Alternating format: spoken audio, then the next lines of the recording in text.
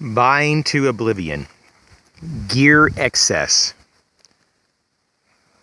panic buying. As preppers, there are certain things that we need to avoid, things that we do not need. And it's not to say that all the categories of preps are not necessary. Most of them are. But what I am to say, though, is that the amount of certain types of things within our categories is of concern. When I see especially videos and talk to people who are very much hyper-focused on certain categories over others, and that actually may be detrimental. Not only because they are lacking in some of their core preps, but they have a misunderstanding for the fundamentals of why they're prepping. Now, it's very common. This is just a cliche. It's kind of like a typical, stereotypical, if you will, type of comment.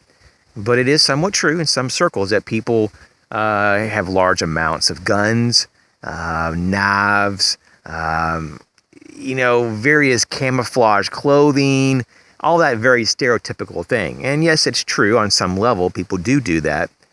But you don't really get into the nitty-gritty, in my opinion, until you start, talking about the preps that are going to be the most immediate. Your food, your water, your first aid, and major trauma kits. And then talking about heating and cooling yourself in various times of the year, your shelter options. And then we can start talking about safety and security in terms of personal protection and navigation and signaling and these things. But it really is, I guess it's not shocking to some degree because I've been doing this for so long, but it still shocks me on some level that people just are so focused on just certain aspects of prepping.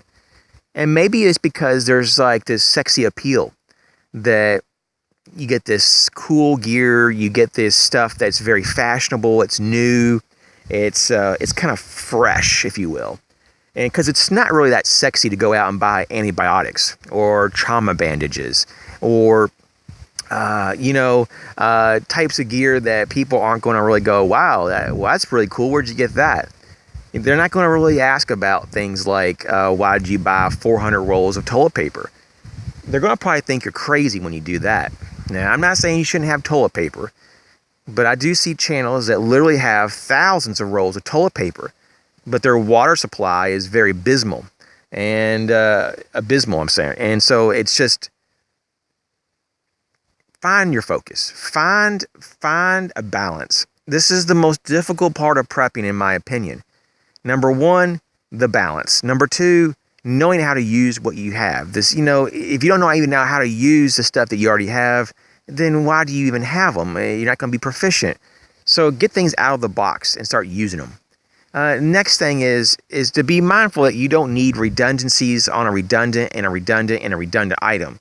Having a couple redundancies is not a problem, but unless you have everything in all your categories fully stocked and ready to go, and you have lots of skills and know how to use everything, it doesn't really make a lot of sense to have, like 10 different camp, stoves. It just, unless you just have that many people in your family. But I mean, realistically, having maybe 2 or 3 camp stoves and maybe a couple other alternative means of making fire or cooking food besides, maybe whatever fuel source is used on those camp stoves makes sense.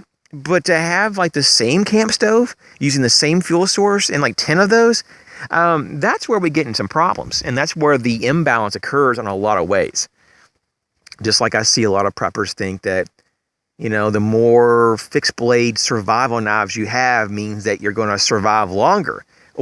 Most people don't even know how to use their survival knife. They don't even know what the features on the knife are for. And a lot of people don't even know the difference between a good quality knife with a good blade steel versus one that's just, top of the line. A lot of people just don't even know. They don't have an awareness.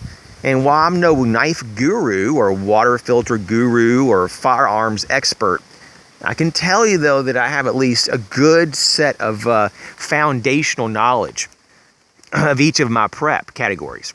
And because of that, I can at least get the fundamentals and core principles of prepping under my belt, so to speak. And that's all that I'm preaching on this particular video, that we need to be focused on that. And The Art of Prepping is a channel, even though a lot of people refer to me as The Art of Prepping because they don't know my name. Some people call me Art, and some people call me Hank. I've gotten those two nicknames since I've done the channel, but regardless of what you want to call me, the Art of Channel, the channel itself, is really about this, creating a harmonious balance, a more clarity of the differentials of categories, the challenges that we may experience through hardship, and the ability to overcome them. And together, we shall do that. You guys be careful.